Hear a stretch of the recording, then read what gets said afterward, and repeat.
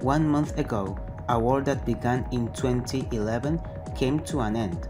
Right now, Libya is partitioned in two governments, House of Representatives based in Tobruk and Government of National Accord located in Tripoli. But it wasn't always like this. In the 2000s decade, Italian influence in Libya was huge. It was not only the main investor of the African country, but also its main trade partner. Most of Libyan exports had Italy as their destination. Libya was Italy's main African associate, and there was a growing presence of Libyan investments in Italy. Libya was able to use petrodollars to buy shares of enterprises such as Enel and Impregilo. Practically, Italian influence in Libya was so big it ranged between 51 and 70% in that period. So, what happened? In 2008, Italy and Libya signed a friendship treaty, which in practice meant that the two countries created a two-headed society that gave Italy privileges in the Libyan market. In exchange, Libyan investors could retain and increase their profits in Italy.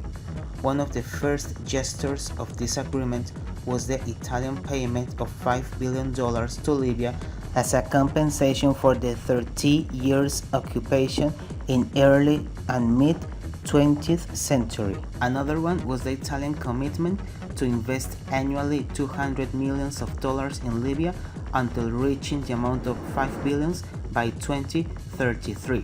But the biggest symbol of this association was going to be the construction of a superhighway that will begin in Tunisia, cross all of the Libyan coastline, and reach to Egypt. This infrastructure project will have been carried out by the Italian energy company Eni with the cost of $17 billion.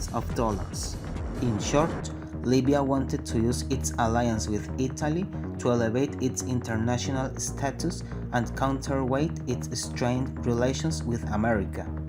Italy's interest was to counteract the effects of the Great Recession by boosting the potential of Libya. All the above mentioned would have enlarged both Italian influence in Africa and its position inside the European Union. That was something France and Britain were not going to allow. Paris was interested in not letting Italian soft power to grow in Africa through Libya. Also, it didn't want to have any potentially powerful neighbor in its eastern border.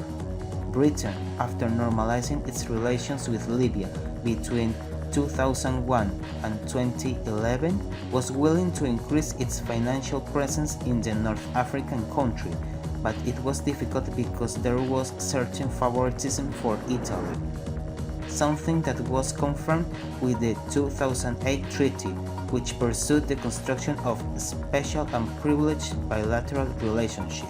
Also, the Arab League wanted to get rid of Gaddafi because he tried Libya to replace Saudi Arabia as the leading country of the Muslim world. In many ways, Italy and Libya were perceived as countries that wanted to break the status quo. Eventually, Britain, France, and Arab League lobbied restlessly American government to carry on a military intervention. At first, there were doubts and ambivalence in Obama administration because it was divided.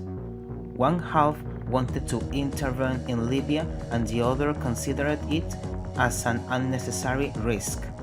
But after many talks, the pro-intervention faction won because they perceived this as an opportunity to clean America's image after Afghanistan and Iraq's fiascos. Paris and London hoped that with the regime change, the new Libyan government would welcome French and British investments and trade relations to the detriment of Italy, who would remain contained. But the outcome spoke for itself. Libya became a failed state for many years and only in 2020 could enjoy of some sort of relative peace despite being split in two. Not France nor Britain, but the presence of UAE, Turkey, Russia, and China increased in Libya. The destruction of Italy-Libya partnership in 2011 not only increased the Rome-Paris rivalry, but also influenced, with many other factors, in the Italian adherence to One Belt, One Road initiative in 2019.